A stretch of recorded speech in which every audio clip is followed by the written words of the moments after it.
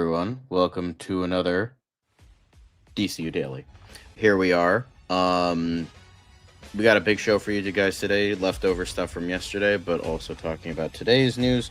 So we're going to get into all that. Unfortunately, we have a lot of tributes at the beginning of the show, at the top of the show. A lot of people passed away this weekend, including a very famous man, and we'll be getting into that soon. But unfortunately, we have to start the show very sadly and then kind of depressingly. But we got to pay tribute to the great names that unfortunately are no longer with us. I think many people know one of the first names, so well, we'll build up to it. But let's not stay on that. But because in terms of happier news, Steven Spielberg's new film dropped, another UFO movie completing the saga that was started with Close Encounters of the Third Kind, that continued with E.T. Then, man came back like 3 decades later with War of the Worlds, and now he's coming back again with Disclosure Day with a stacked cast and a very intriguing premise. So we'll get into that, of course. And then we also have to talk about Avatar Fire and Ash. The reviews have dropped for the film. Are they positive? Are they negative?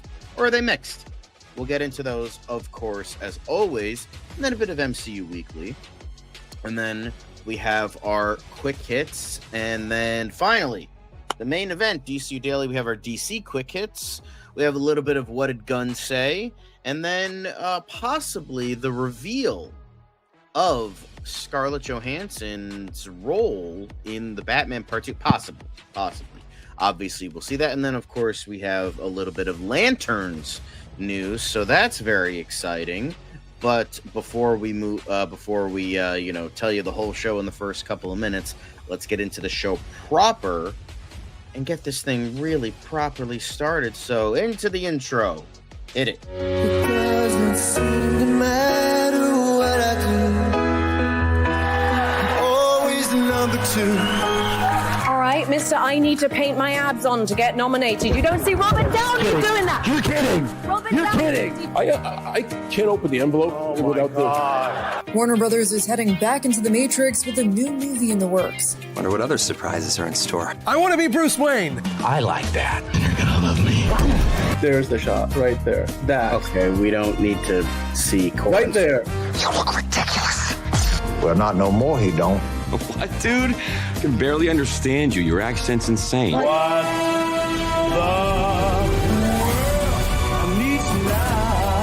Give me a hand up. Nope, I'm actually okay. Thank you very much. Oh, wow. Wow.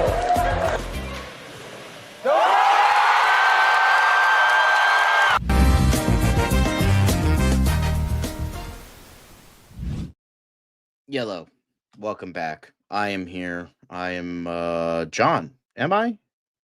I am. Okay, good. I just had to make sure. I am John.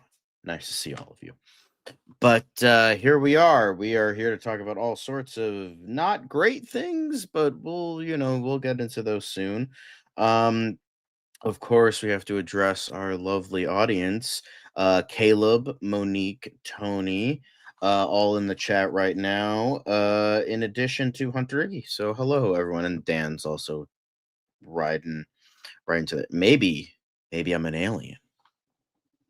We'll get into that soon enough. But first, we have to address, Yash isn't, but that's okay. Most people are pretty good. Game Freakness is also here. But yeah, lovely to see you all. But let's get into the not great news first, and that is unfortunately one of the many deaths that happened. And that is Peter Green. So Peter Green, he was a big character actor. He was most known for Zed. Zed's dead, baby. Well, he is actually unfortunately dead now in Pulp Fiction. But he was also the main villain in The Mask, I believe, as well as tons of other projects. And he had kind of one of those faces that was good for villains. And he made it work. But Usual Suspects, Redfoot, Blue Streak. I haven't heard of any of these, so keep all the more lesser known projects incoming. But yes, Peter Green, he was found dead in his apartment on New York City's Lower East Side on Friday. We do not have a cause of death, but maybe that's for the better. Who knows? For all the work, he's just one of those faces where like you don't have a name for the face, but he was truly a very good actor, even though he's not as big as some other names that have passed on as of recently.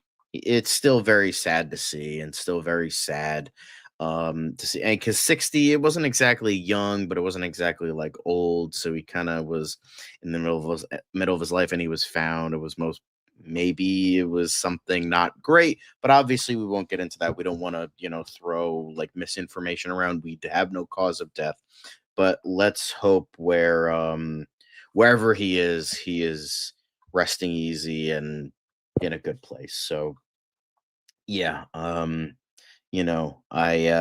sad, always very sad to see, but he wasn't the only death that was showcased. But Anthony Geary, he played Luke Spencer in General Hospital. He passed away at the age of 78. He unfortunately died due to complications from a medical procedure, which is morbidly ironic considering he was on General Hospital. And that's kind of how Bill Paxton died as well. Very unfortunate, because it shows that even with the best care, as a, you could still get shortchanged with that. And it's, very unfortunate. But yeah, it's just very it's always sad to see. Jeannie Francis was talking about Anthony Geary. She said, "I'm crushed." Maurice Bernard, John Stamos, Ian Buchanan, among many co-stars of the late actor, were paying tribute to him. It's sad to see, because he wasn't these weren't the only co-stars and people he was close with that remembered him. Rick Springfield remembered him.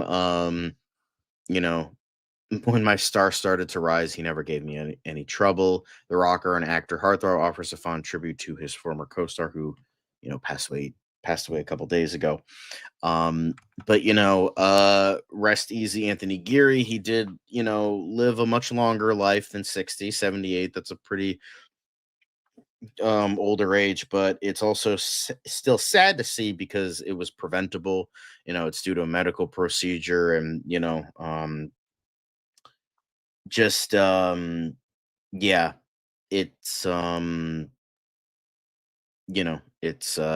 it stinks because it's like something that is so preventable and so easy to take care of. Not easy, but because medical procedures, that you know that's a lot, and it's not just like A to B situation. A lot of things can go wrong, but with how advanced we've come with medical practices, it's just sad.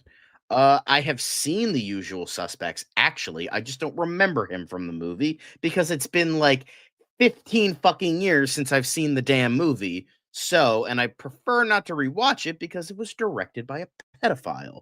So, I tried to avoid things like that. So, it's just been a long time since I've seen The Usual Suspects. So, but yeah, I've fucking seen it, and it's a great movie.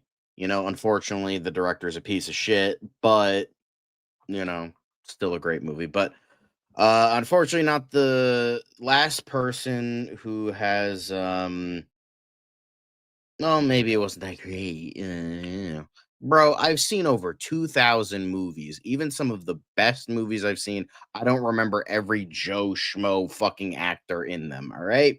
It's sad to see Peter Green pass away, but, I don't remember him from the movie. I saw it when I was like a teenager, all right? So, goddamn, bro. Anyway, last but certainly not least, in terms of remembering great people. Unfortunately, the biggest shock this week was Rob Reiner, along with his wife Michelle. They were unfortunately killed what was initially deemed a robbery attempt, but now it seems like that it seems like they were killed by their son, Rob Reiner's son, Nick. Now that the details are still kind of dodgy, but yeah, this was when I heard it, I straight up didn't believe it, because it's like, we just watched a movie a couple months ago that he did, his last film, which was ironically Spinal Tap 2, which, first and last film, was Spinal Tap. So, I didn't believe it, even though he was older. Again, he was 78. But again, another preventable thing. But apparently, his son had dealt with a lot of drug issues and mental health issues. So if this is true, then it, seems to be something that is just crazy. Um, you know, I think it's all just, yeah, everything has come full circle for Rob Reiner's career, but not to say he has had a lot of great acting roles. He was Meathead in All in the Family. He was also in he was in Wolf of Wall Street. 26,000 for Sides. Did they fucking cure cancer? Anyway. Also hello Patrick. But yes, we have to pay tribute to Rob Reiner, because in something that was probably deemed preventable, it unfortunately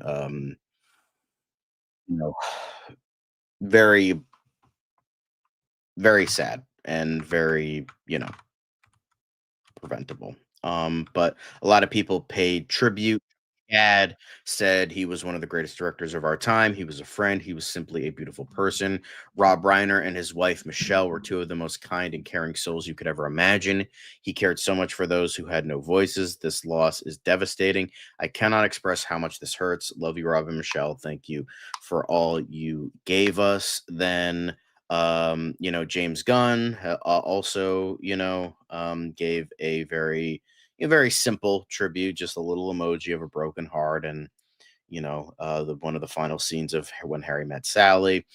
And then of course Bacon posted something on his Instagram yesterday, saying, "Today is a sad one. Thank you for everything, Rob. May you and Michelle rest in peace." You know, I don't think Kevin Bacon was in any of his films, but paying tribute to a very legendary filmmaker. Not one of the greatest of all time. I wouldn't say he's one of the greatest, but he did leave a huge mark on many films, and it I mean, deserved so. But Jerry Seinfeld also paid tribute to collaborator Rob Reiner after impossibly sad death. Our show would have never happened without him, because if you don't know, Seinfeld was produced by Castle Rock Entertainment, which Rob Reiner started. So if it wasn't for Rob Reiner starting Castle Rock, we wouldn't have gotten Seinfeld, one of the greatest sitcoms of the time. Um, you know, I would agree. Honestly, that's kind of perfect, Caleb. Even though Ron Howard hasn't made a great film in a while, similar to Rob Reiner before the last two films he made. He was kind of on a not great streak throughout the late 90s and 2000s and 2010s, unfortunately. But that hot streak from the 80s to the 90s of Rob Reiner was just nothing short of absolutely amazing. I don't think no. I don't think we will be doing hot takes, unfortunately. We'll try to get back to that again, but not right now. Not today. Exactly. I mean, he did horror, he did coming of age, he did comedy, he did he did courtroom dramas, he did, you know, endearing films. He did a lot.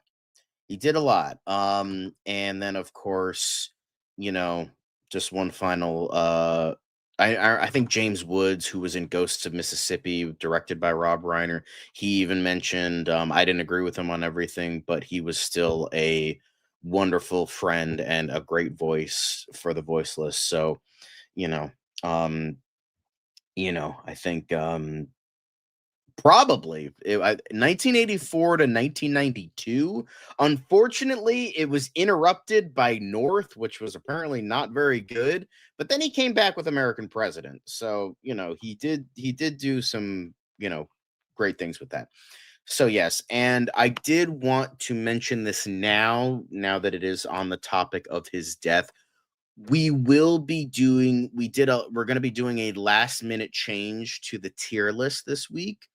Fox X-Men won for the poll. However, in light of Rob Reiner's very sad and sudden death, we're going to be making a top 10 tier list of Rob Reiner films. So we're going to try to pick some of his best films and do a proper tier list of them. So we're gonna be doing that for today. We're gonna be doing a Rob Reiner tier list, and then we will delay Fox X-Men for next week. So there won't be a poll this week. We're gonna take the winner of this week and just use that. It's a pretty big jump. I mean, maybe it can lose. I don't know, but we're gonna be doing that next week. So yeah, so we both Dan and I agree that we should commemorate Rob Reiner in a proper way, and we're going to be ranking his films for Tier List Tuesday. But that is it for some of the sadder news. But of course,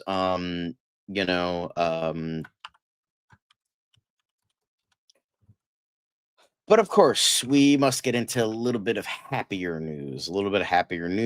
And the happy news in this case is a bit of Spielberg today, because even though they were kind of doing more of a mystery thing with some of the marketing, and we'll get into that soon enough, Steven Spielberg's Disclosure Day trailer revealed director returns to the UFO genre. And so this is his mysterious new film. It did have a bunch of, sightings all across, America in regards to all will be disclosed and, 6/12/26. So, that's going to be when the film is appearing. This was the one in Times Square. But yes, the very interesting marketing. I just wish it could have been utilized a little bit better. But considering how the internet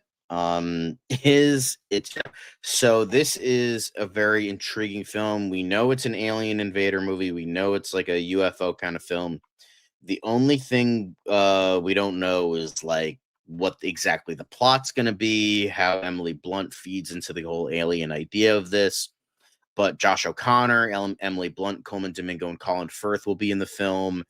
Stacked cast, looks really interesting. I mean, you could just honestly, you didn't have to fucking put any footage in this. You could have just said Steven Spielberg is making a UFO movie and then the release date, and watch everyone go see it in fucking droves. Like you could just, it could have been just an image of like, Spielberg's making a new movie. Give us your money now. It's like, do you really even need to like try anymore? It's motherfucking Steven fucking Spielberg. Like everyone's gonna go see that fucking movie. This man isn't gonna stop. I'm sure like his last movie is like they're gonna parade him around like Weekend at Bernie's. He's like, yeah, I'll still do it.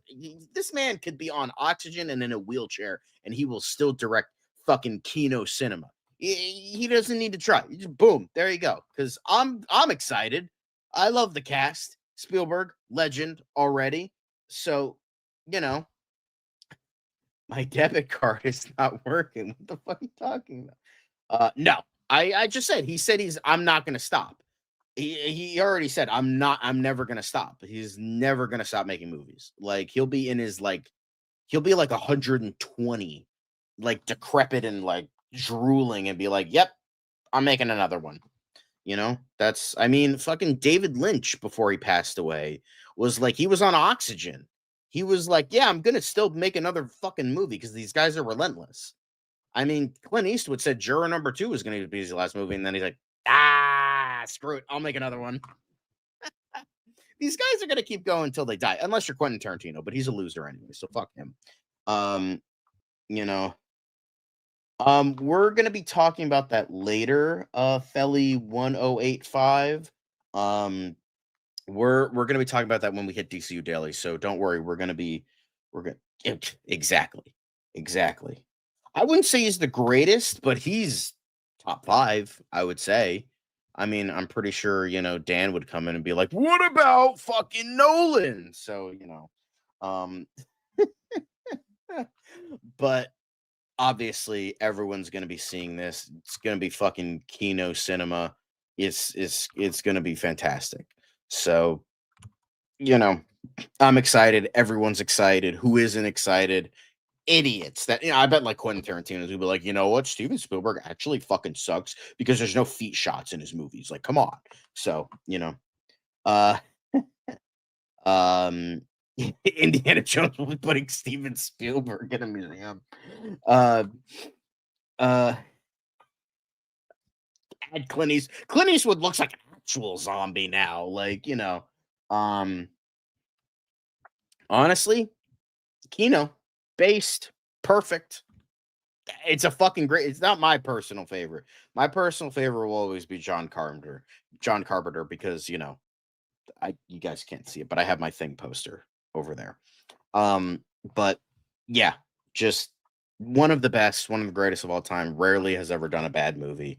Honestly, his only bad movie that like nobody really likes is probably like 1941. But ooh, sorry guys. Ooh, apologies. Maybe, possibly. That'll certainly be interesting.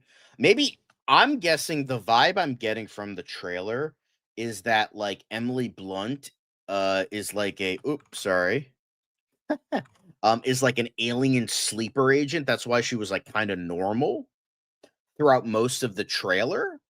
And then she started getting like maybe like a signal that like, "Hey, wake up." That's why she like started going like "Brrr," like in front of like in front of the news and whatever. So that's my guess, is that she and Josh O'Connor were like alien sleeper agents, and then they have to meet, and then and like the plot happens. But like, that's my guess. My guess is because she acts normal but also acts alien-esque, is that she was a sleeper agent and they're waking her up, and it's either going to be like heavy invader like War of the Worlds, or it's going to be more like wholesome like Close Encounters and ET. So we'll see, but that's my guess. Or that could be a good one. It's like maybe it's like microscopic aliens that like take over your mind, kind of like Invasion of the Bodies, or like The Invasion, like with Nicole Kidman, which was based on Invasion of the Body Snatchers, where it's like it kind of like invades your mind kind of thing. I think you mean Kurosawa, but yes, Scorsese, Spielberg, Kubrick. Honestly, that's a good. We should bring Mount Rushmore stuff back. Honestly, Dan, get on it. But I think that would be pretty. I think that would be pretty. The sleeper agents or telepathic, or like aliens that like are microscopic that invade your mind. I think that would be pretty awesome. Some intriguing.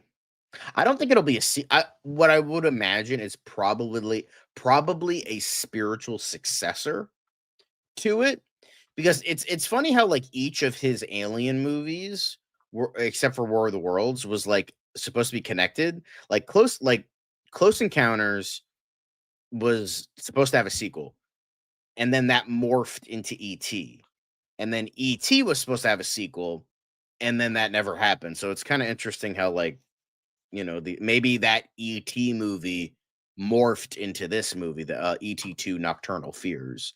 But yeah, I think because I think they're like Close Encounters was supposed to get a sequel called Watch the Skies or Night Skies. But it was originally Watch the Skies, but then I think it became Night Skies.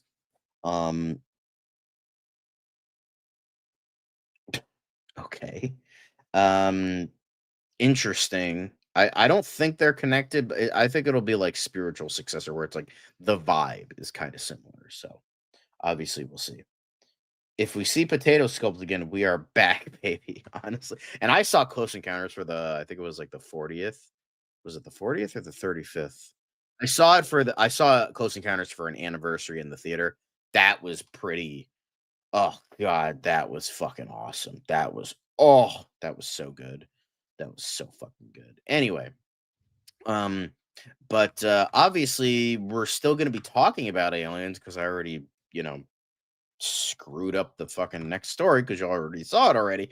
But Avatar, Fire and Ash, the reviews are out, and apparently Una Chaplin, who plays the villain here, the Fire and Ash, the Fire Tribe villain, aka Azula. I mean, did I say that out loud? Una Chaplin brings witchy villainy, but James Cameron's third sci-fi saga installment is stuck on repeat. Sam Worthington, Zoe Saldana, Sigourney Weaver, and Kate Winslet head back to the future to continue the Pandoran struggle against genocidal colonists from Earth.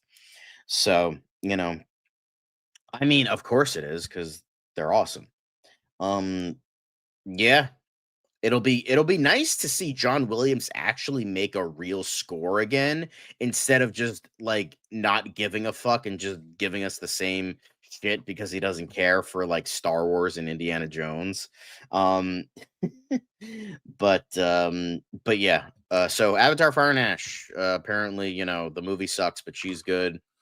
This one is saying, for the first time in his spectacular career, James Cameron delivers a movie that feels like something you've seen before. Ouch, but this one is saying Avatar Fire and Ash review, James Cameron's repetitive, hypocritical sequel gives us the blues. James Cameron's thrilling third trip to the Pandora universe is a war epic for the ages, so it's mainly mixed to positive. You have like some positive, but then you have like some really like not negative. The story is fine, the action is awesome, as the third Avatar film does new variations on a no longer new vision. It's better than the second film, bolder and tighter, and still has its share of amazements, but it no longer feels visually unprecedented. Then we have this one that says Avatar Fire and Ash and Rotten Tomatoes Scoreland. Is it worth taking another trip to Pandora? And one of those, and the score is now at 69%. Obviously the popcorn meter isn't available yet. But now it's at 70. All right, cool. So it went from 69 to 70. So, it gave us a couple more. It gave us 2 more positive reviews. So now it's at 70. So that's pretty good. But I love John Williams, but it's clear like he even knows that the new Star Wars films and new Indiana Jones movie fucking blow chunks, so he's not gonna fucking care. But if he's working with Spielberg on an original film again, we are gonna get a game John Williams yet again. Dude's fucking like 98, but he'll still deliver something. It went from meh to ever so slightly less meh on Tomatoes. But in terms of, by the way, if you need a reminder on what the other films are, let me just grab those. Because I am curious with how they all compare with one another. So in terms of the other films, we have for the first movie, let me just bring it up real quick. Hang on a sec. So for the first film, we have 81%, a much, certified fresh, 81% for critics, and then 82% for popcorn. And then for Way of Water, the critics were less impressed, but the audience was way more impressed. So, but this was after like the popcorn meter like changed into a verified hot, and like, how Fandango changed how we do things. But it seems like we might be getting another disperse. So it's going lower, guys. It's going lower because now it's at 70 for a tomato meter score, but again, it's only 146 reviews. This one's at 335. This one's at 454. So we'll see once it gets more if it goes more positive or more negative. But according to this, James Cameron is a billionaire with all this. Forbes reports days before Avatar: Fire and Ash's release. So congratulations to James Cameron, because fun fact, when James Cameron was making Terminator, the government repossessed his car and he survived on day-old Big Macs from coupons his mom gave him. So he definitely has come a long way. Like, say what you will about Avatar. I have plenty of times. Caleb has plenty of times, and anybody else in the chat.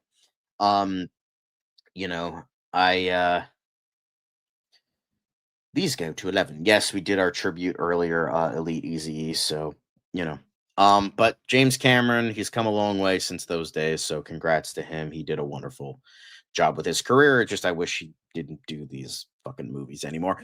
But, that's neither here nor there. Now we move on to some things that people care about. Is Spider-Man. Brand new day, because now we're into the MCU Weekly side of things. So apparently the brand new day trailer leaked online. It features Sadie Sink, the Punisher, spoiler, our favorite character, and more. We've now confirmed that the leaked trailer is real. Sony Pictures has begun removing the videos and audio recordings shared on social media, and the hope is that an official release is imminent. So obviously the Avengers Doomsday teaser trailer leaked online yesterday, but is Spider-Man Brand New Day's turn. Obviously AI generated fakes are everywhere, while they're usually pretty easy to spot. This possible first look to the wall crawler's next movie is undeniably convincing, and thus, the update that confirmed it. Tom Holland, we think, narrates the blurry footage. He's saying, "Hi, my name is Peter Parker. You don't remember me, but we used to know each other. Something bad was going to happen, and the only way to stop it was to make everyone forget about me." He adds, "Because I'm not just Peter Parker, I'm Spider-Man, and sometimes Spider-Man has to do the hard thing, even if it breaks Peter's heart." Has AI really gotten... Obviously, this is keeping, going from when it was originally considered AI. It's difficult to make out what's happening. We do see some slow-mo, seemingly unfinished, comic book inspired snapshots recreating the cover of Amazing Fantasy number 15, which is what this I don't know if this was fan art or official. That's what that one did. And showing Spider-Man leaping into battle against the Hand. Those do look like AI generated imagery, but when the quality is so poor, it's hard to say. Apparently, Boomerang, Matt Gargan in his prison uniform, and Spider-Man waking up inside a web cocoon are among the moments featured in scenes not included in the video below. So this was pretty much considered, because obviously this has been now disabled. All of these are disabled. So if you caught the trailer before it got taken down, then good for you. Because because the thing is, I saw the trailer, I saw the first second of it, and I'm like, oh, it's probably fake, whatever. So I never got a chance to see the full trailer. So oops. But here we are. But yeah, this is apparently going to appear in front of Avatar 3. Because Spielberg and DC are on top of things, while it appears that Marvel is not, or they were released on purpose to generate buzz before Avatar: Fire and Ash comes out with the official trailers. So whatever it is, we'll see. But yeah, very cool if you guys are interested in that, but I never got a chance to see it. But apparently Charlie Cox's Daredevil will finally return to the big screen in Avengers: Secret Wars. So, according to this,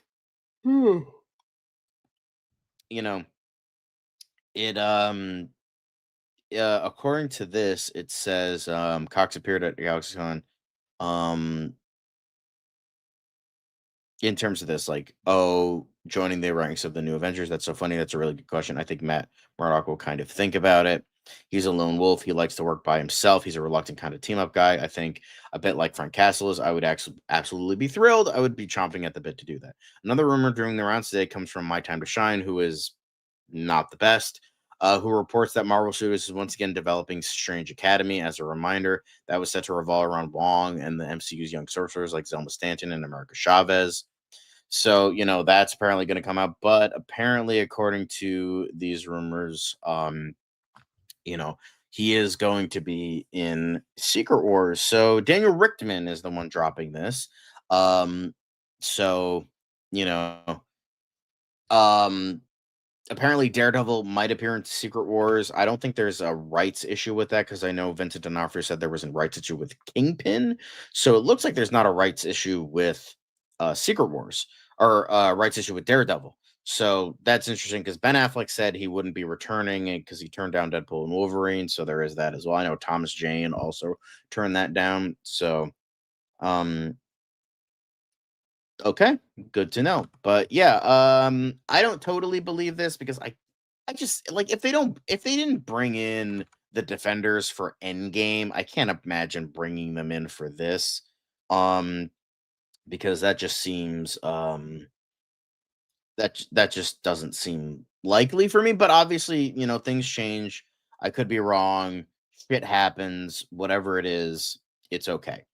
But yeah, I think I'm kind of cautious in regards to this. But speaking of Charlie Cox, he celebrated his 43rd birthday today. So yes, the man, he looks fucking good for his age. I didn't even realize he was 43. I thought he was still in his 30s. Holy shit.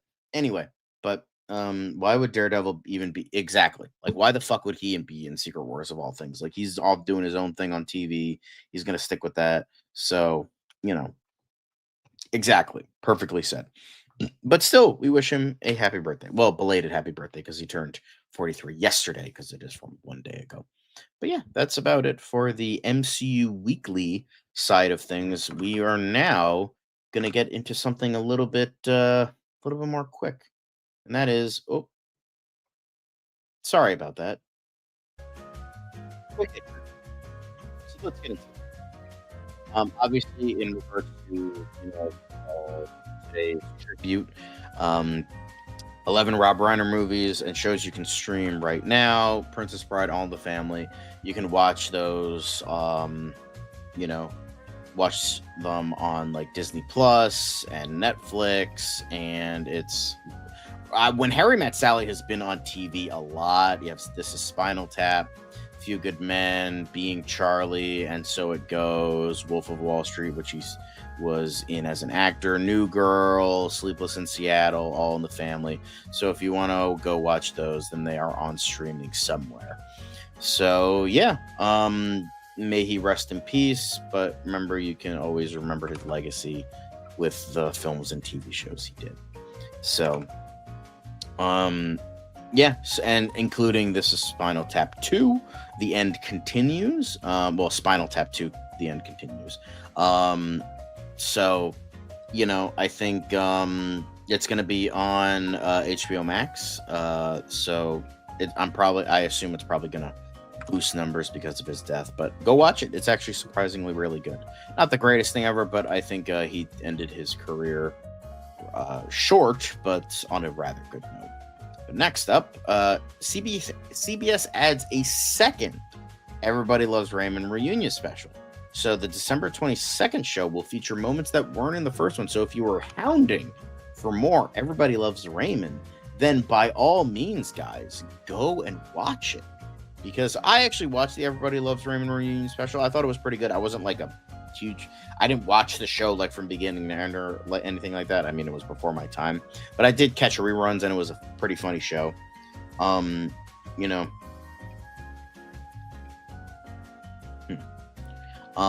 yeah, go watch it. I think it's pretty good.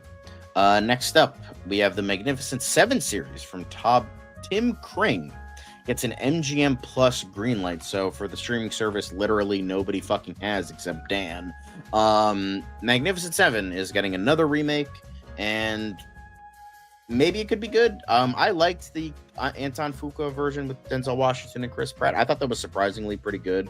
I still have yet to see the original Magnificent Seven. I have seen Seven Samurai. That's honestly, just go watch Seven Samurai. The Magnificent Seven, it's a good time, but like Seven Samurai, that's the movie you should watch. MGM Plus exists. Dan confirming he does have MGM Plus. Like, why wouldn't you just make MGM Plus into Amazon? Nobody has it anyway. It's not like HBO Max being like when Netflix is like, okay, when we buy it, HBO Max is still going to be its own thing. That makes sense because people actually have HBO Max. So, like, you know, I don't know. It just makes no sense to me. But yeah, so if you were interested in a series based around the Magnificent Seven, then I think there actually was a television series in the Magnificent Seven back in like the 70s. Hold on. Yes, there was. It ran for 2 seasons. It was no, it was actually 90s into 2000. It had Michael Biehn, Ron Perlman, Robert Vaughn. You know, that's interesting. So yeah, that it did already have a series, and in the late 90s. So maybe, who knows? Because you're always pimping it since ethics. So yeah, this could be fun. The Traitors season 4 trailer ready to capture dirty, deceitful, deceptive players. I know Alan Cumming is a part of this, but I don't really know anything about it. But like, cool if you watch it. It's coming soon. Cool. The Pit season 2 trailer reveals the calm before the storm. So somebody said the Q word in the Pit, and now they're gonna get chaos. So I'm very curious with how this will go about. I've heard nothing but amazing things about the Pit. So, you know, so get that sponsorship. Good idea. Pimping them out. And with that, the Pit, it's going to be coming soon. It's going to be January 8th is when it comes. So if you're excited for that, go watch the trailer. Have some fun with it. There you go. RuPaul's Drag Race, Bianca Del Rio returning to host the Pit Stop YouTube recap series exclusive. Congrats to them. That's really cool. I don't really care about RuPaul's Drag Race, but if you watch it, and if you watch this, then great. One battle after another sets HBO Max release date. Apparently, it's going to come to HBO Max December 19th. So if you want to watch an overly long, overly boring movie with literally nothing to it except buzzwords, lazy writing, lazy satire, lazy political jargon, then by all means go watch it. But Chase Infinity's character was really good. I thought she did a very, very good job. But yeah, or if you really want to see Sean Penn's Hog go into pole position, then there you go. But yeah, Springsteen Delivery from Nowhere sets digital PVOD and 4K Blu-ray releases. But apparently they're all going to be dropping the digital date, the PVOD and digital date of December 23rd. And then the Blu-ray drop is going to be on January 20th. So awesome. Great. If you are interested in this, go watch it.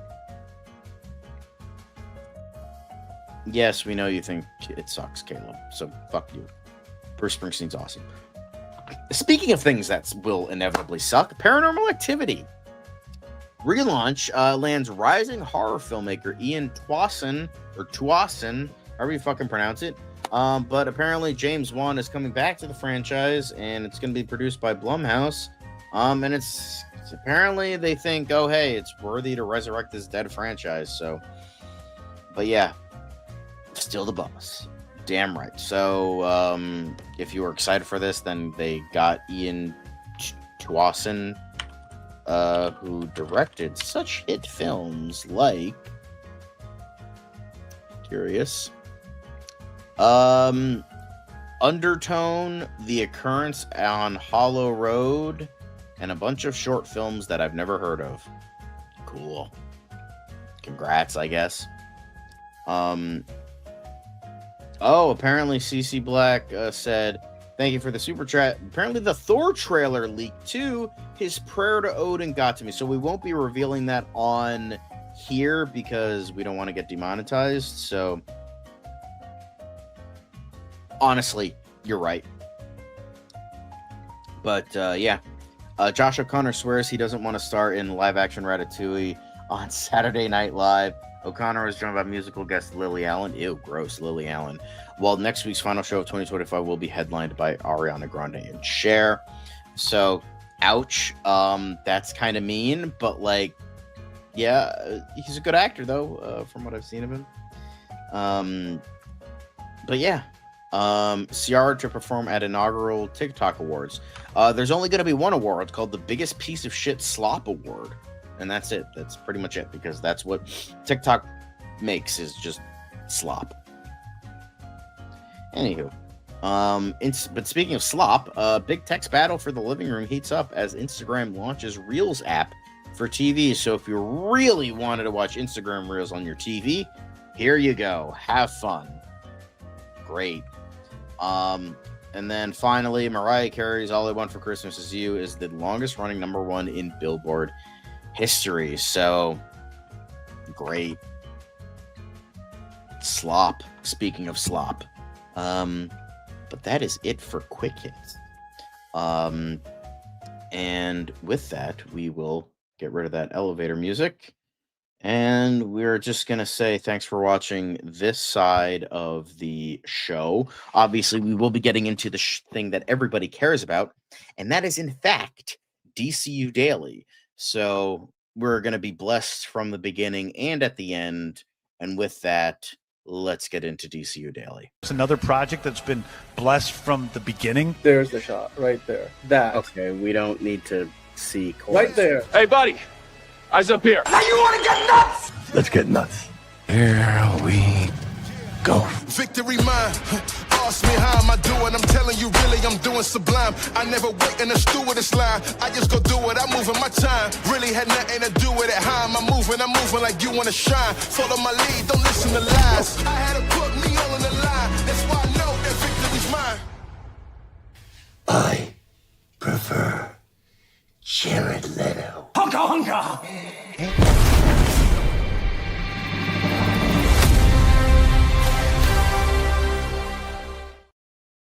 Hello, everyone. Welcome to DCU Daily. I am, of course, your host, John. Lovely to see all of you. Here we are. We're going to have some fun with DCU Daily.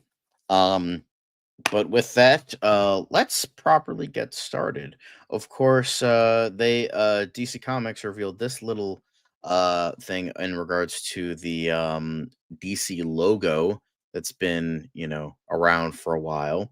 But just kind of showing a nice little thing in regards to, all of this. Oh, and of course, we gotta properly call it the quick hits. I'm repeating myself because Dan didn't put off his echo cancellation. Can I speak normally now? Is that what we're doing here? Anyway, so Dan is here, guys. But just a cute little thing in regards to the logo of DC. Probably the best logo they've ever had, the Bullet logo. So yeah, just a cute little thing. But here we are. Echo. It's fixed now. Yes, I'm aware. But indeed, honka, Caleb.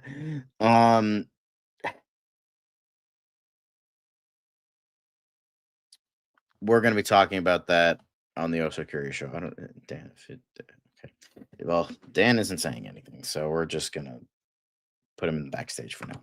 But yeah, this is a cute little thing. But 3 years ago, to the day, 2 days ago, Peter and I have a DC slate ready to go, which we couldn't be more over the moon about. We'll be able to share some exciting information about our first projects at the beginning of the new year. Among those on the slate is Superman. In the initial stages, our story will be focusing on an early part of Superman's life, so the character will not be played by Henry Cavill, but we just had a great meeting with Henry, and we're big fans, and we talked about a number of exciting possibilities to work together in the future. So yeah, a very big thing in regards to the start of the DCU proper, and then a couple weeks later we did get a slate in regards to those first 5 movies and first 5 shows. We had Superman, The Authority, Supergirl, as it was called, Woman of Tomorrow, Swamp Thing, and what was that 5th movie? I forget what that 5th movie was. Supergirl, The Authority, Swamp Thing. I think there were only 4, wasn't it? No, it was 5. It was 5 There were each. 5? Because the shows were Creature Commandos, Waller, Booster Gold. Damn. Hold on. There was okay, yeah. So the Supergirl, Superman. By the way, hello everybody. Sorry, my audio was okay. Brave and the Bold, of course. Brave and the Bold, right? Batman. Duh. I mean, you know what? That's a good point, though. The fact that we have forgot about him. The 5 shows where only 2 of them look like are actually happening right now. Creature Commandos, Waller, Lanterns, Booster Gold, and Paradise Lost. Paradise Lost is probably never gonna happen. Paradise Lost, yeah. But it's just, you know. Oh, hey, just some geeky guy. Do you believe it's a downer that they won't be in their lantern suits most of the time and barely use their rings? They should have made it a film. Good question. We will return back to this. Thank you for the super chat, because we will be talking about lanterns a little bit later. Yeah, we remember okay, Caleb, the point is, this Batman movie was kind of a forgotten entity until people started festering him for answers, and James Gunn was like, yes, we're working on it, like, constantly. Anyway, so. But it is kind of ironic, though, because now it's 3 years ago that happened, and that would mean that basically, if you were to back time things from the events of Superman's movie, where he's been Superman for 3 years, the movie came out this year, so 3 years would be, I guess, around the time James Gunn was announcing the movie itself in the DCU continuity. I don't know. We already talked about the Doomsday leaks. You gotta be rewind and go back to those. We already talked about it. Also, no. I do want to address this, because today, after the DCU Daily Show, we have Tier List Tuesday, and then after Tier List Tuesday, we're doing DC Daily right now. Then we have Tier List Tuesday. Then we're doing a No Curious show, where I'll spend a lot of time talking about the leaks. You know, the ones from earlier in the week, aka yesterday, and the one from today. So don't worry, just some geeky guys. Stick around after Tier List Tuesday. We'll go into it in much more detail. But yeah, we did talk a little bit about it earlier, and Spider-Man Brand New Day's trailer potentially being leaked. So anyway, I mean, you're not wrong. Because, like, initially I wanted to give, like, the MCU the benefit of the doubt. Like, I think they just mean, like, this is just going to be a sequel to Endgame because it's Avengers 5. And Endgame was Avengers 4. Okay, that makes sense. But nope. They're just nuking literally everything that came between for member berries, and it'll still make $2 billion. Because people suck, guys. So, you know. And they're going to take all the wrong lessons. And, you know, just nuke Hollywood from orbit at this point. Like, Jesus Christ. By the way, Hunter, I did see that David Cornsweet followed Brendan Sklenar, but honestly, not surprised. They probably ran into each other somewhere in Hollywood or whatever across their projects. Doesn't mean that Brendan is going to be playing Batman. He's got, like, that movie currently in the works at Paramount. And then he's still going to be... I don't know if he's going to be involved in the sequel to his Yellowstone prequel show, but he's busy. I mean, it doesn't mean anything by itself, no, but we'll see. Maybe that will change. So, yeah, I remember. Okay, you know what? It's just some geeky guy. We'll get into this in the Also Curious show, because I know I have opinions about it. I know John has strong opinions. I don't know, John, if you want to stick around for that conversation, but I don't know. Damn. All right, back to DC. That's what DC time. But you know, James Gunn was on Seth Meyers, and you know, just saying like, oh hey, somebody drew me as Ted Kord. Wouldn't that be awesome to, you know, wouldn't that be awesome? And or elongated man, or you know, okay. The most interesting part of all this was when he brings up Animal Man, and James Gunn, of all the characters, seemed to have a very strong reaction to the Animal Man, because he was like, oh no, we gotta get somebody big for that. He almost made it sound like there might be something already in the works for Animal Man, John. Like, do you believe that? Because like, it's just, you look at James Gunn's reaction. Because Animal Man's like kind of a weirder character. James Gunn is a big Grant Morrison fan, so it kind of works. It kind of works, and you know, I can see it. Like, it's like the other two. Yeah, we did talk about the Rob Reiner stuff earlier, and we'll talk about it in Tier List Tuesday. But I just watched this clip, and I was like, the first time I was like, oh, that's funny, nice, that's a funny quick hit. But I'm like, then I watched it the second time, and I'm like, wait, Elongated Man and Ted Kord's Blue Beetle sort of just rolled off James Gunn like there was nothing. He just laughed them off. But he had a real reaction to Animal Man. He was like, "Oh no, yeah, we gotta get somebody big to play that." And it's almost like Chris he's had conversations. Pratt, maybe. So, that could work. It could work. It could work. I mean, didn't we do a fan cast from Animal Man? What was that?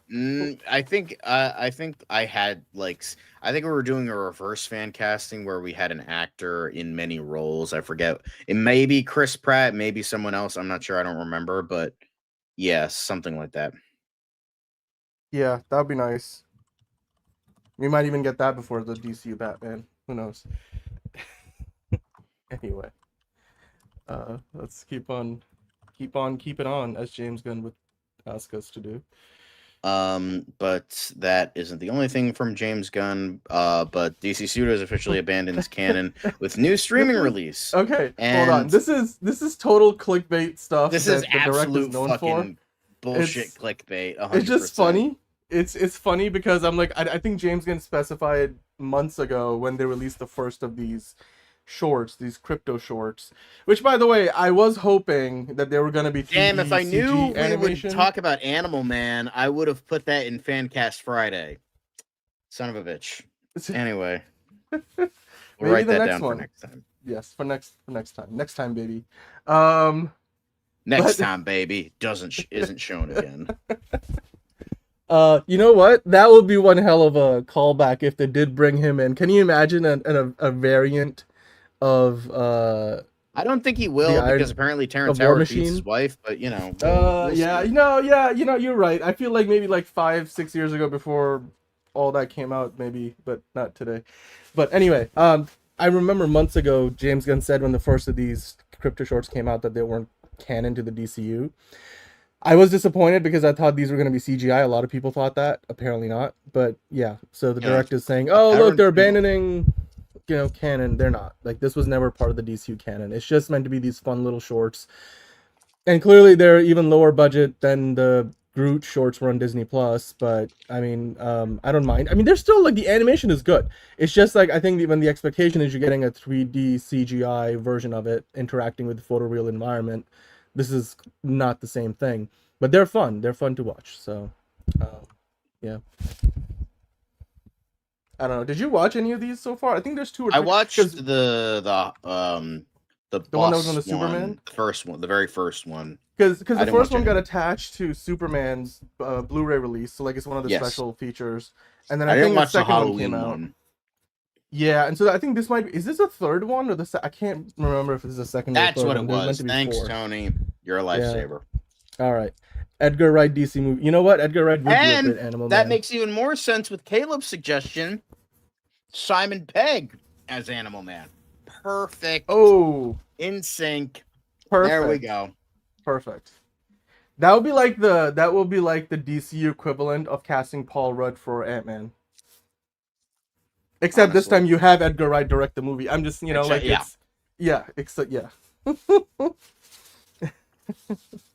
all the parallels are right there. Boom. Right there, James.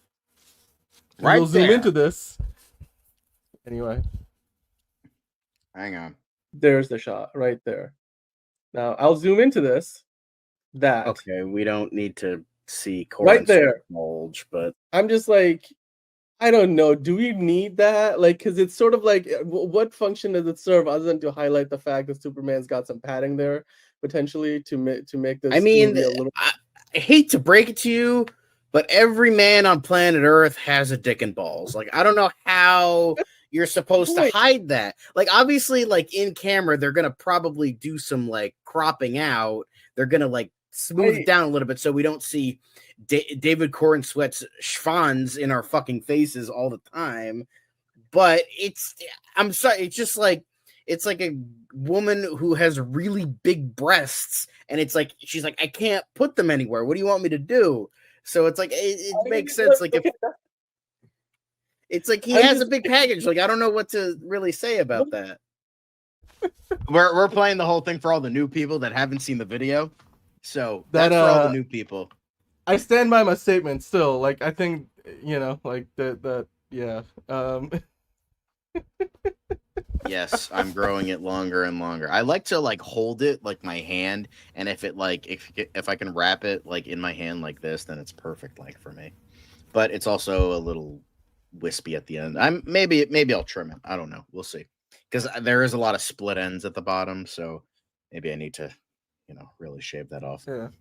Whatever floats your boat, John. It's, I mean, we're all in... that was the introduction for a lot of people. That was like one of our biggest, like, viewed videos to date. I mean, because we were talking about, Superman's leaked images, so It was the first look at the new DCU and like a real sense. So yeah. Thank you if you guys have stuck around since then. Pass on the good word, because I'm sure there'll be more of that in the future. So yes, indeed. I mean, they're literally going to be filming Man of Tomorrow next spring and summer, so I'm sure we'll be doing this all over again. But, indubitably. But next up, Wonder Woman writer Jason Fuchs, not Fuchs, Fuchs, details scrapped post-credit scene featuring Darkseid's son, Kalibak.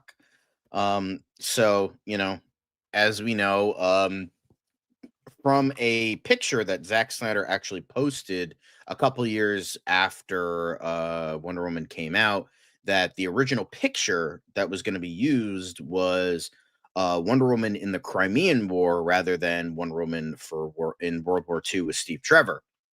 So Jason Fuchs was talking about it with Josh Horowitz, because Jason Fuchs wrote some episodes for Welcome to Derry. And he said, we had an initial draft that took place in the Crimean War. There was a great encounter between Diana and Florence Nightingale right before Diana participated in the charge of the Light Brigade. That was a pretty cool moment. There was also a version of that script that ended with a post-credit scene that included Kalibak, a great deep-cut DC canon character that I always liked. The firstborn son of Darkseid, Kalibak became a legendary warrior and often serves as Darkseid's second in command. After Darkseid broke the Pact of Peace with New Genesis, Kalibak was often pitted against Orion, and after numerous clashes, they learned that they were half-brothers. So Fuchs went on to describe a scrap sequence that would have given Eva Candy a little more agency in the Wonder Woman's third act. Unfortunately, it was cut due to time constraints. When the final battle was going on between Diana and Ares and the fate of World War I hangs in the balance, there was a version of the third act I'd written there where I was trying, and also I know I said World War II before I meant World War I, because, I have Steve Rogers on the mind. I guess you could say that much like Zeus, Darkseid Fuchs around. So okay. Hey. There was a version of the third act I've written where I was trying to find a way to involve regular human women in the success, and not just Diana, who has powers, because the war has restarted. Both the high commands were in trains, which was based on the real history of it, and they're both saying to their respective commands back home, the war is back on, there's fighting, there's explosions, the armistice is off. The male generals are telling their assistants, with Etta Candy on one side and other telegram operators on the other, who are all female, telegram back, the war is back on. Etta cooperated with the German women to both sabotage the telegram systems, knowing Diana needed 10 more minutes to defeat Ares and the armistice could hold. You saw the way Diana inspired these women to help save the day of the bubble. And God fucking damn it, I wish that was in the goddamn movie. That would have actually been great. God damn it. Okay, I agree with you, but the only thing I would say is this is around the time that everything started happening or was going on in the early days of like the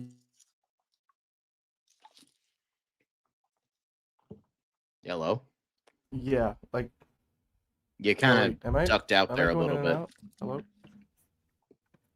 Anybody there? No? We can hear you now. Oh, can you guys hear me now? Am I back? Yep. No? We can hear you. Well, I guess keep on. Yeah. So just keep trust going. me, I've thought about it. I'm not doing that.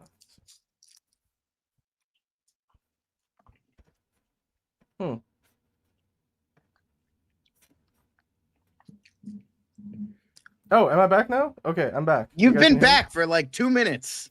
Oh, really? Okay, sorry. No, I was just saying this whole idea sounds amazing, except I don't think it happened because of everything going on in the real world. Because that would have probably been, at the very least, maybe somewhat insensitive if they were going to do like an alternate history sort of version of events in the real world kind of thing. But no, it would have been great. I mean, it goes to show you that Zack Snyder had Darkseid on the mind from the early days of the DCU. So it wasn't like something like he inorganically led into with the Justice League. So there you go. Yeah, Jason Fuchs wrote the story, an early draft, a story with Zack Snyder and Alan Heinberg. Alan Heinberg would write he would be the only one credited for the actual screenplay. So yeah. But you know, great idea. Unfortunately, it never became anything. I'm intrigued with the whole Crimean War thing, but it would have been more like grimdark Zack Snyder crap. So I don't know how good that would have been.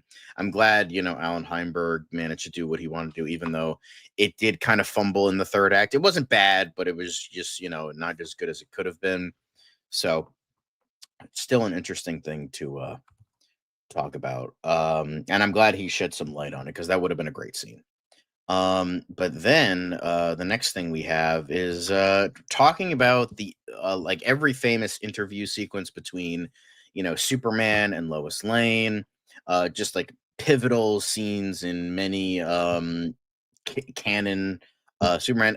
I know there was one for Superman Returns as well, but they didn't put that here for, you know, maybe because it's just technically the same continuity as, you know, the Superman, but like not really, because it takes place in modern day and it kind of doesn't work, but whatever. But I don't know. It's just give some fucking respect to Superman Returns. Get the hell out of here. Anyway, but great scene nonetheless, and absolutely awesome to see. So in regard to that, that's it for the quick hit side of things. But now we get to the new edition. We have a new little ditty we have. What did Gunn say? Ring ding ding ding ding ding ding. So, you know, we'll be talking about that for Oh So Curious. Don't you worry, guys. Also, hello, Antonio. Did Lois do an interview with Clark for Smallville? I don't know. I never watched the show, but I'll take your word for it. Yeah, Superman and Lois, fucking goated. Say what you will. Best modern interpretation of Superman. I'm gonna say, like, as much as I love the movie, as much as I respect Smallville to an extent, as much as I admire what Superman Returns tried to do, and that's it. There's been no other Superman iterations ever in the 21st century. But I will give them that. Like, for me, Superman and Lois just nailed it the best, even with its rushed ending. So, you know, it is the best CW show. Like, and fucking Supernatural fans can fucking come at me because Supernatural should have ended after season 5. I will fucking die on that hill. Anyway, so now we go back to what did Gunn say? But Gunn was talking about at the Supergirl premiere for the trailer, on reading Supergirl Woman of Tomorrow for the first time, and, you know, just James Gunn slobbing the knob of Tom King for, you know, some reason. But yeah, I just, you know, I'm reasonable. I'm cautiously optimistic about the movies. So, you know, IMAX chiming in, like, I like how this is a relatively positive comment section. So excited. You know, can't wait for this movie. Supergirl is going to be great. Fire. James Gunn knows how to do heroes. That's all I'm saying. Excited for Millie as Supergirl. LFG. All this in the actual. I mean, he's on the stage with him. Okay, so now we're getting into the more negative comments, but, you know, for the most part, good comments, very wonderful. Love to see it, and James Gunn just admiring the hell out of you know, the comic and the script and what Millie Alcock did. So that's awesome. I mean, yeah, in terms of like the pantheon of DC projects, it's like Clayface, Supergirl, and then like Lanterns is like at the floor. But yeah, so very nice to see. But now James Gunn is saying, he had to say this a couple days ago, that you know, some people were saying that Dave Bautista is the top choice to play Brainiac in Man of Tomorrow, and this was the time where James Gunn had to say something because Dave Bautista is a close friend. So I was like, you know what? I gotta fucking talk about this. So James Gunn said this. Oh boy, let's forget a moment. I've never said Brainiac was in the movie. I freaking love Dave Bautista, and I have many ideas for who he could play in the DCU, but he and I have never discussed a role in Man of Tomorrow, nor have we discussed it amongst ourselves at DC. In addition, truly none of the names from the 6 or 7 I've seen rumored for a role have auditioned or been discussed at all. However, a lot of people are saying, oh, this confirms that Brainiac is in the movie. No, it doesn't. It's just saying all of the actors that have been rumored, that have been talked about, are not going to be in Man of Tomorrow. That's all he's saying. However, stuff like, comic book movie, that he's debunking Dave Bautista, but he's confirming Brainiac. No, he's not confirming Brainiac. He's just confirming that Clay Spang, Wallace Shawn, Matt Smith, all these people, all the things that the Scoopers have said, all BS. They're not going to be in the movie, whether they're the villain Brainiac or otherwise, but he didn't confirm that Brainiac is the villain.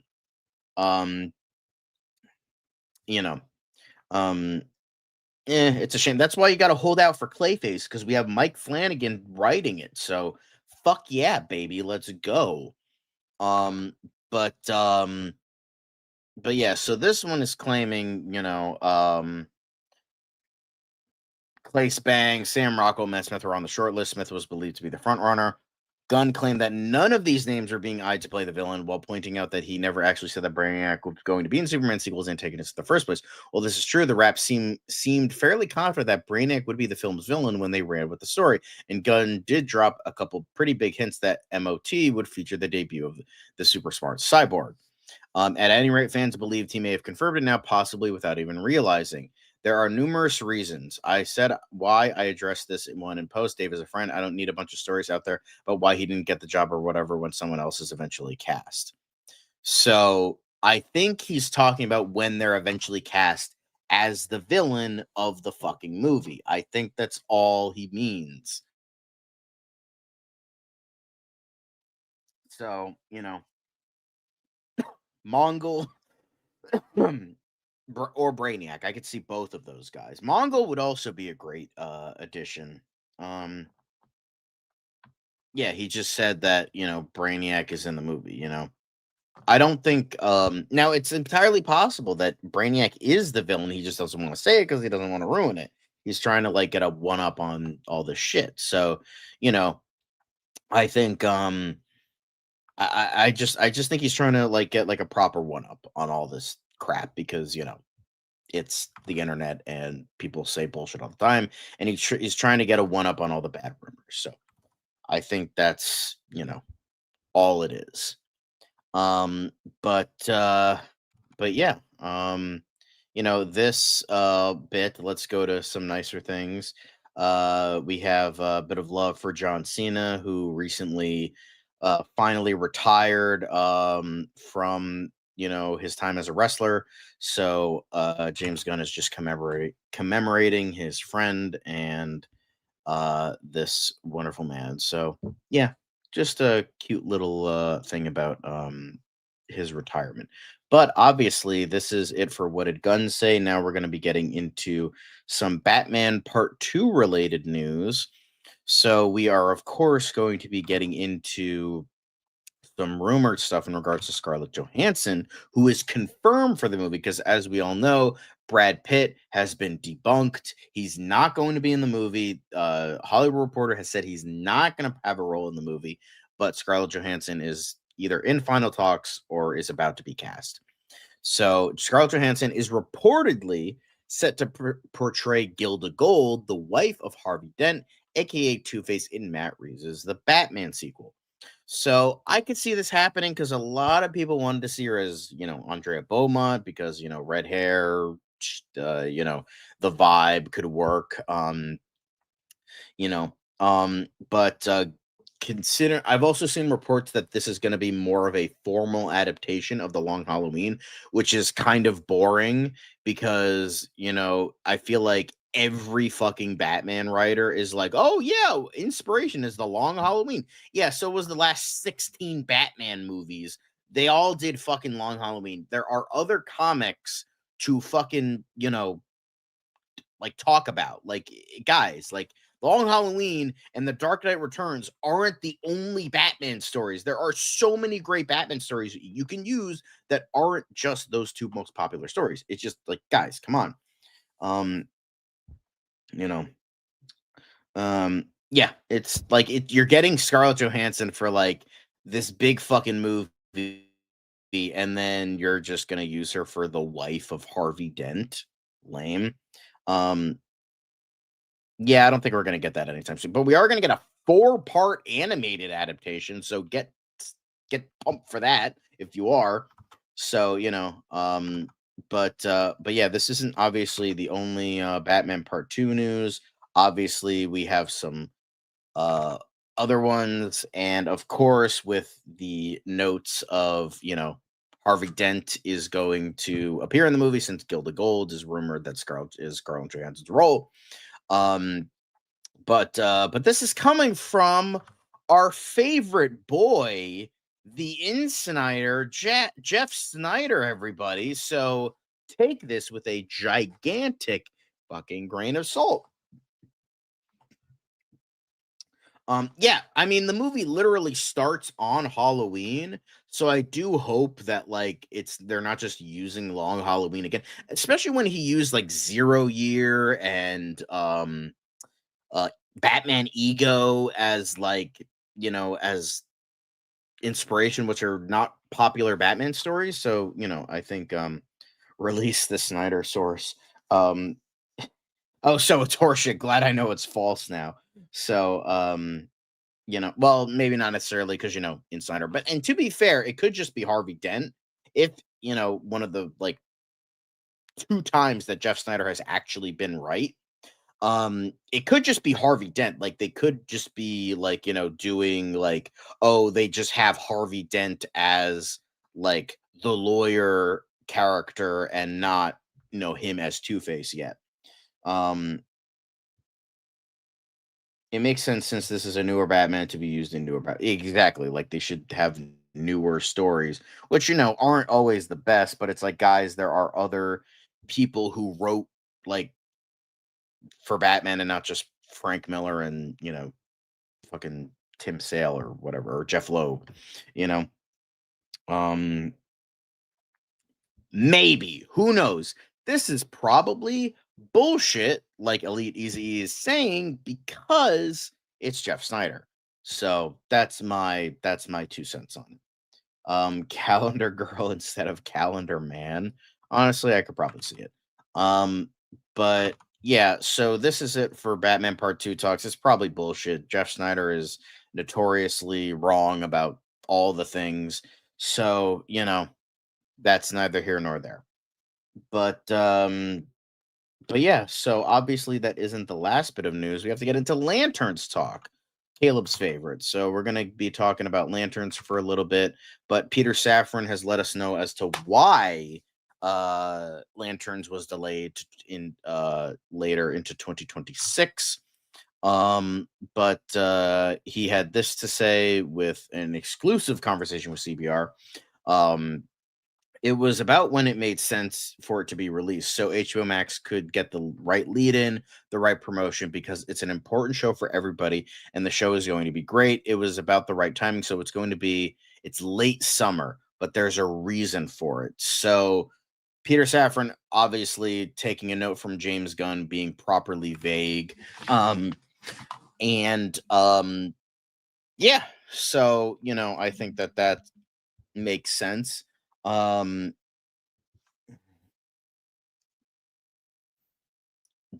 is B. Hey, I'm not BS. Only Jeff Snyder is BS. That's why you gotta say J Snyder, because we have the same initials. But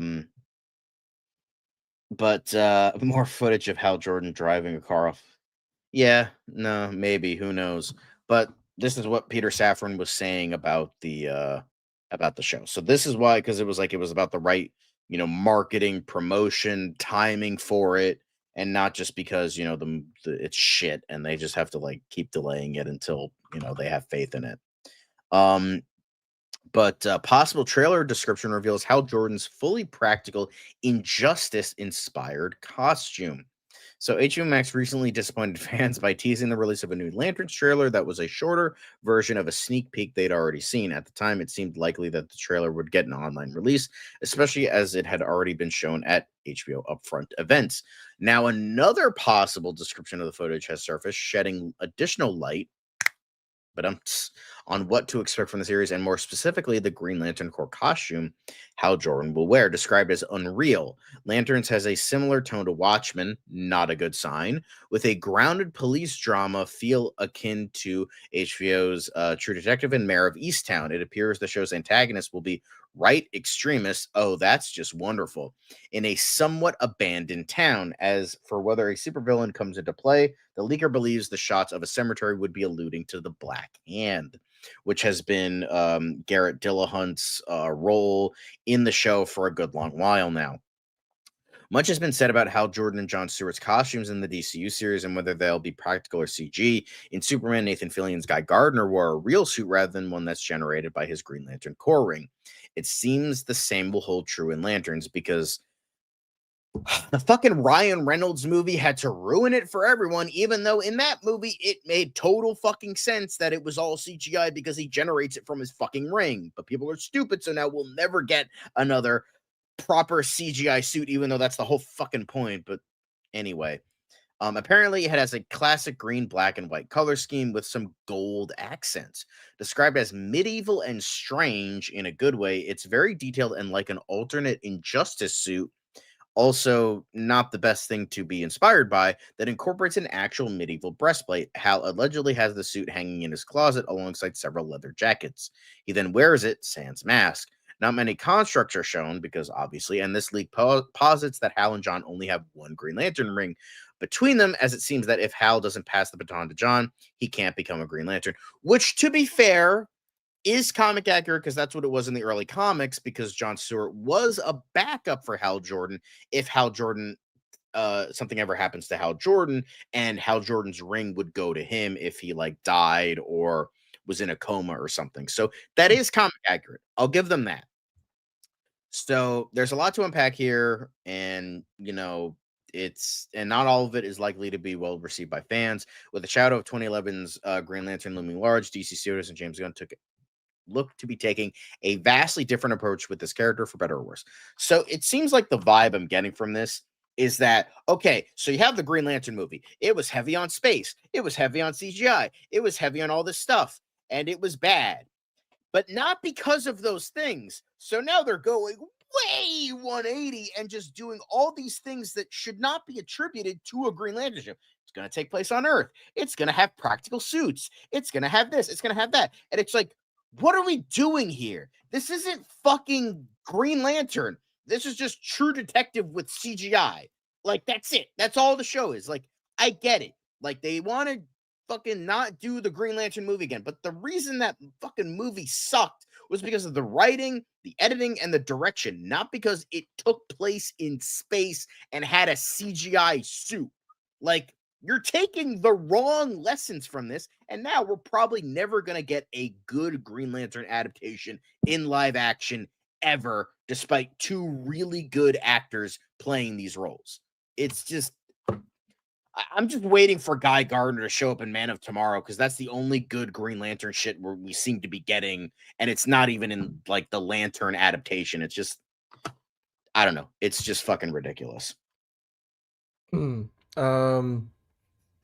I don't look. I'm still gonna hold off final judgment until the show itself. I don't mind them not having masks, because if you're gonna make these characters more grounded per se, then I get it. Like even in the animated universe, didn't Jon Stewart not have a mask? So it's like if we have seen that before, I don't mind it. As far as the design of the suit itself goes, I'm not 100% sure if the description will do it justice necessarily. Without a mask. Without a mask. Yeah. No, so like I'm the eye not. cover. I'm really fucking not. By the way, Hunter, I did see that Cosmic Book News article. Look, I would believe it if they're going like this is I don't know how politically charged this show is gonna be. I think Hollywood in general tries. James Gunn knows better than to like make this a very political show per se. That makes sense. You don't want to play Jon that Stewart game. never wore a mask, so Yeah, I'll give them that. So to that end, like I don't know. Yeah, I mean cosmic book. I think Tom King needs to be drug out into the street and shot. That's what I fucking think at this point, because this man is ruining DC in all forms, and he needs to fucking stop, and James Gunn needs to stop fucking sucking his knob for God knows how long. Just stop. Just stop. Jesus Christ. I'm so sick of Tom King glazing when this man is almost single-handedly ruining DC. It's ridiculous. I'm sick of it. God damn it. So John, the Justin Geeky guy had a super chat earlier. He was asking, do you believe it's a downer that they won't be in their lantern suits most of the time and barely use their rings? I mean, clearly it sounds like you are not a fan of it. They did say it's True Detective with lanterns, or like True Detectives in space. So I don't want that. If I wanted to watch fucking True Detective, I'd watch True Detective. Okay? I want Green Lanterns. I want flying around space and shit. Fucking being cool cops around 2814. Why is that so fucking hard for people to understand? Well, I mean, here's the thing. James Gunn said that's shit bricks and then throw those bricks at Tom King because I'm so fucking sick of this shit. God damn. Look, I here's what I'm thinking. Like this is where this start, but we will eventually get to the part where the lanterns are using their powers. Fucking eat my chocolate. Like I can't imagine they're never going to use their powers. I do get worried the longer we go without seeing any of their constructs and the powers being in use, because then it just becomes a situation where, like, yeah, the Penguin, they can't keep getting away with. They can't keep getting away with it. But yeah, as I was saying though, to Eric's point, you know, Penguin worked. And obviously the Sopranos worked. The Sopranos is a different thing. I think the Penguin is a good comparison. The Penguin worked because honestly, that's part of a more grounded world, Eric, right? For these lanterns to exist in the same continuity and the same universe as Superman does, as Supergirl will, there has to be some level of connective tissue. I mean, the early days of the MCU, they were trying to balance out a movie about Thor, a Norse god, with, you know, a movie about Iron Man who got kidnapped by terrorists in the Middle East. Like, it's two very different, you know, ends of the spectrum, and they managed to figure it out. So it has been done before, and James Gunn obviously knows a thing or two about that himself. Like, he was a part of that effort early. Not that he was making those movies, but, like, you know, he worked with the folks who did work on those movies. And so I trust that there's, like, under James Gunn's guidance, there's gonna be some level of, you know, balancing act like that's being done here. Where, yes, so far everything they've shown, which by the way, it's one image and 11 seconds of footage, it's not much. If this thing is going to have 8 episodes, there's a hell of a lot more that we haven't seen yet than what we have seen. So I'm just hoping that the first full trailer, which this, by the way, is a description from the trailer, right? Or am I wrong about that? Like, that's kind of where this comes from. And if it is all true, then I don't know. Maybe they'll just hold on to the amount of all the constructs and the lanterns using their powers until the show itself drops. Maybe there's not a lot of that in the show to begin with. John, you gotta also remember, like, we haven't quite explored the lanterns lore other than like what they did in the 2011 movie in live action before. So there's room for interpretation in terms of, like, there isn't like an iconic definitive lore like what Superman, like, you know, with Christopher Reeve's version that James Gunn felt compelled to, like, honor, and like every Superman director does. So with lanterns, you could go in a different direction and maybe establish something different, or like, you know, James Gunn even like made a change to Superman's lore in the new movie. So I personally would love a space adventure as much as the next guy. I'm a big sci-fi fan, like a space-based sci-fi, but I'm willing to give this a shot. It's too early still, you know. John, did you talk about the release date though? Because we did, because that's also something Peter that Safran now mentioned that it's late summer. Yeah, right here. Yeah. Yeah, and like Enterprising is saying, it's a more character-driven story, so we'll have to see. We know that we're gonna get Sinestro in there. We know we have a jaded, older Hal Jordan, and Peter Safran was doing that interview with Screen Rant recently, talking about yes, late summer 2026. So we know now that it is not coming. I mean, it's confirmed. That was the rumor, that was the reporting, but now we know from literally, I think Peter Safran is a lot closer to the television side of things than James Gunn is, so he would be the man to know. So late summer 2026, or do you say late 2026? That would probably mean August, probably somewhere around there. July, August, maybe September, but September Clayface comes out. So, and if it's part of the fall, TV season and what HBO's got going on at the time, I'm not surprised. It means they're showcasing it, in a prime spot. Like, not that there is a singular prime spot on HBO's calendar, because HBO is just HBO all the time, but clearly they believe in it enough, and hopefully we'll get a couple of trailers before the show actually drops. So I know, John, you're not really happy about this, but nope. What would it take to change your mind? Do we need to see Guy Gardner come in and Tom King needs to be publicly executed and his balls chopped off? That's what would make me want to be excited for the show. We're not here to advocate actual violence, but John, but in terms of the show itself, like what would it take? Like, let's say there is a part of the show that they're just holding on to, that we have no idea about just yet, that might have, like some redemptive I don't qualities. think anything can make, unless they announce that Tom King will be kicked off the show for season 2, then I would maybe be excited for it. Because, like, the fact that this dude is making me excited for Damon Lindelof's influence, who also sucks, it just goes to show, like, it's just ridiculous at this. I'm just like, I just want Green Lanterns to have a good live action adaptation, and literally every step of this show outside of casting has been the wrong one.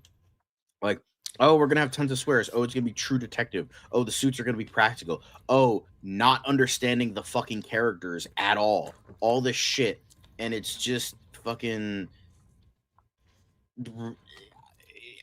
I can't, like, it's at this point. The only thing I could see is, like, if, like, I see the show and it's like turns out to be okay, but nothing in preparation for the show, like before it airs, even if it's a trailer, nothing will get me excited for this. I'm so, like, not excited for this. Like, I hate to wish death upon anybody, because that's a terrible thing. I hate that, but, like, Tom King is really fucking pissing me off now. I don't actually wish the man to be dead. That's terrible. But, like, I'm just like, I don't get why so many people are glazing this dude. The dude is one of the worst DC writers in fucking history, and yet people are acting like he's the second coming of Christ. I don't get it. I just don't. Like, it just makes no sense to me. Look, so, like I said, I keep saying this. So far, we are still very, very early, like, on in this marketing campaign. There's barely anything out there. So, and look, Aaron Pierre is still going to be, seemingly, if things could go according to what people are thinking, is the plan, he's going to be our Green Lantern. So, whatever they do with Hal Jordan is going to be just, in the show. And if it is going to be a one single season limited series, which I think that's the idea here. I don't think this is meant to be like a multi-season arc. And in that sense, yeah, the next time we see him is probably going to be in a movie, or whether it's a standalone Lanterns movie, or if it is part of the Justice League or something like that. And I think that to me is still exciting. And there's 8 episodes. Again, with a TV show, when we'll review this, each episode, we'll do a review as it drops, and there may be an up and down situation where you might have a really good premiere and then it just gets bad from there, or maybe it gets better, like, maybe starts out bad and then gets better.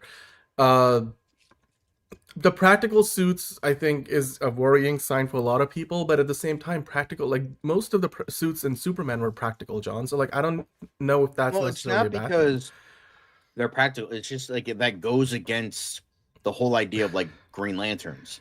Yeah. Like the whole thing of Green Hey, Lanterns is Steven. that Hey, their Walker. suits are constructs, you know? So like having them be practical, I just don't like that. And I feel like the only reason they're making them practical is because, oh, the CGI suit in the fucking Ryan Reynolds movie was terrible. Yeah, because they spent like $2 and a ham sandwich on it. They had to do it in like 5 minutes.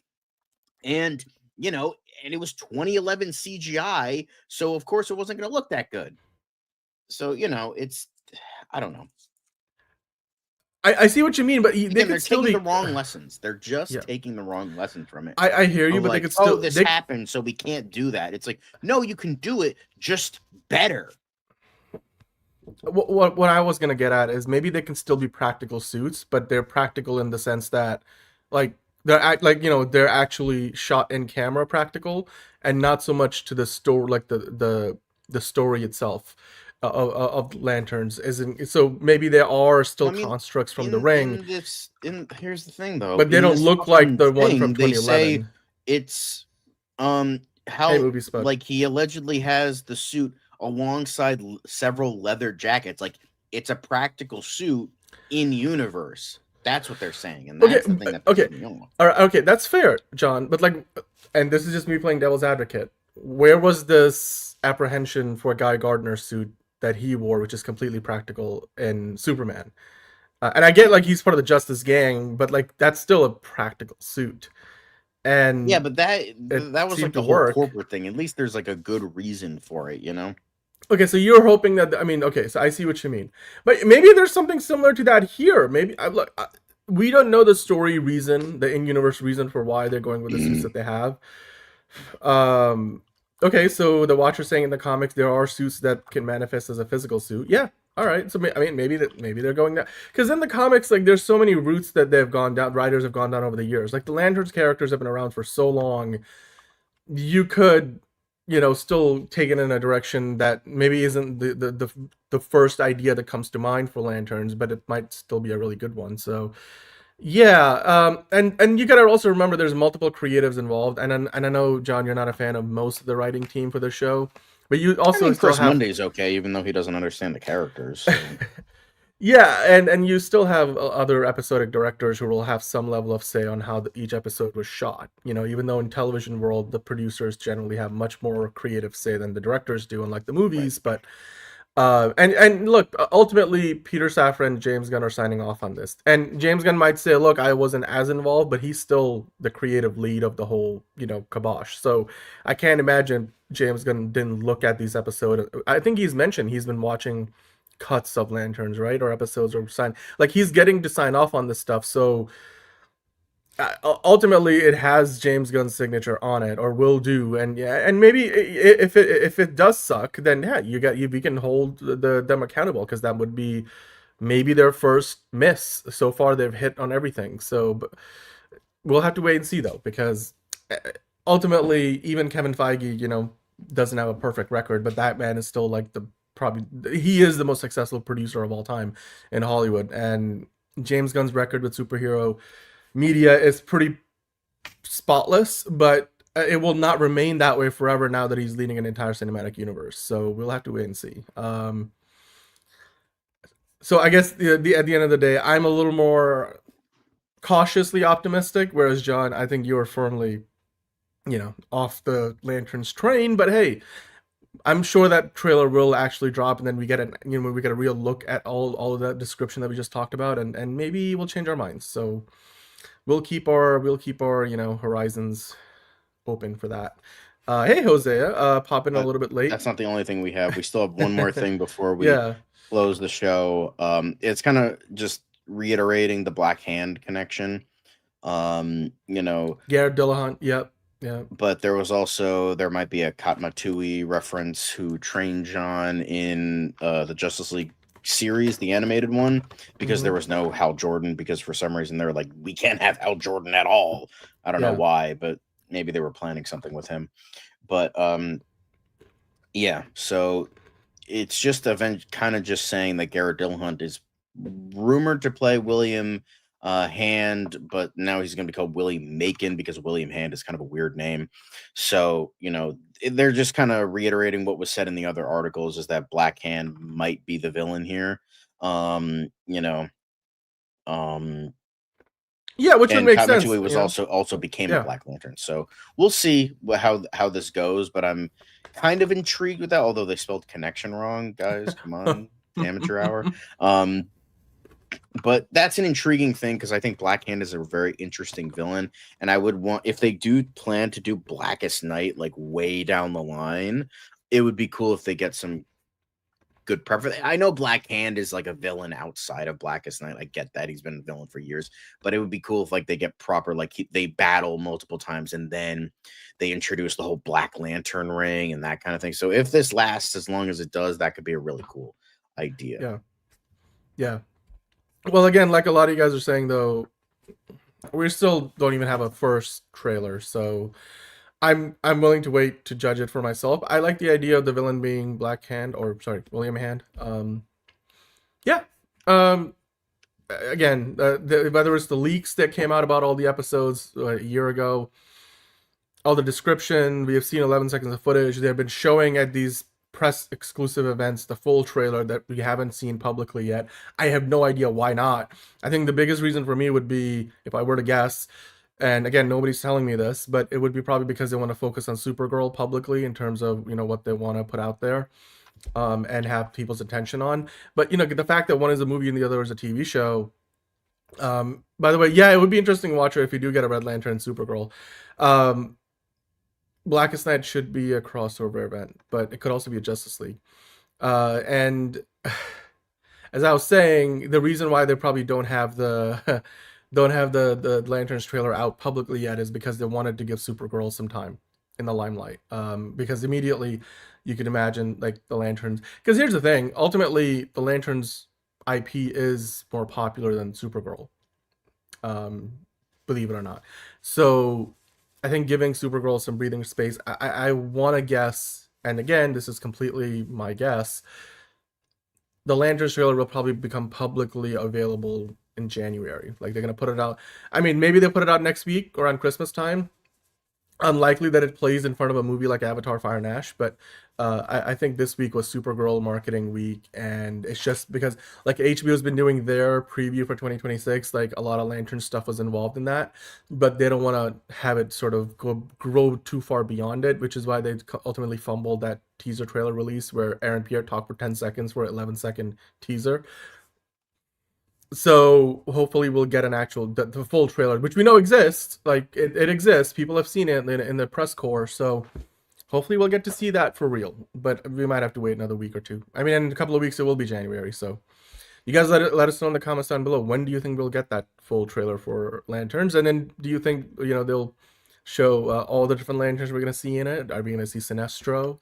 Is it going to, I don't know, calm our fears that the show will be terrible, or is it only going to make it worse? So because ultimately, look, a good trailer doesn't guarantee that the show is going to be good. A bad trailer doesn't guarantee the show is going to be bad. So it all depends on what we ultimately get, and they're still working on it. Like, they're still doing post-production work, even if they're just doing finishing work, and like largely everything is locked in. But given that the show doesn't come out till late 2026, I'd imagine that there's still quite a bit of work that is yet to be done. So when we do get the trailer, that doesn't necessarily mean everything in the show is locked in place. So like, if there's an adverse reaction to something significant, I'm not saying they're going to go and like re-render Sonic differently, because I don't think there's an equivalent here, but they could make a few changes even at that point. So we'll see. John, with that, I think we're coming to the end of DCU Daily here, and that means so. We're going to be moving into Tier List Tuesday next, so stick around with us on YouTube if you're watching on YouTube. If you're watching elsewhere, there will be a new link that goes up, basically, where if you're Facebook or whatever, there will be a new live event. Even on YouTube, actually, there will be a new live event. You guys can pull up the link. I think it's already there. So yeah, go over to Tier List Tuesday, but give us a couple of minutes. We'll switch over there pretty soon. We're just going to go refresh our drinks. I'm running out of ginger ale again. And John, I think Probably I ate through running out my of whatever entire he was bag drinking. of chocolate. I needed it to calm me down. Yeah, so we're gonna go take maybe a couple of minutes break. You guys do the same, and then we'll be back with Tier List Tuesday. We'll be talking about, of course, Rob Reiner movies, top 10 Rob Reiner movies. We actually ended up with a few honorable mentions as well. I'm sure you guys have some that you'd like to include in the conversation. So we'll talk about that, and then don't you worry. Tonight, even then, the ride won't be over yet, because after all of that, we will do an Also Curious show where we'll be talking about all the Avengers Doomsday leaks, including the one from today. So, and we have some Supergirl news we didn't even go through on Post DCU Daily. We'll have that on that show. So, with that all in mind, John, what are we at the beginning and at the end that James Gunn likes to say? Hashtag blessed. I don't know who's. Okay. I thought you were doing it. So okay. All right, guys. It's another project that's been blessed from the beginning. There's the shot right there. That. Okay, we don't need to see. Chorus. Right there. Hey, buddy. Eyes up here. Now you want to get nuts? Let's get nuts. Here we go. Victory mine. Ask me how am I doing? I'm telling you, really, I'm doing sublime. I never wait in a stewardess line. I just go do it. I'm moving my time. Really had nothing to do with it. How am I moving? I'm moving like you want to shine. Follow my lead. Don't listen to lies. I had to put me all on the line. That's why I know that victory's mine. I prefer Jared Leto. Hunka hunka!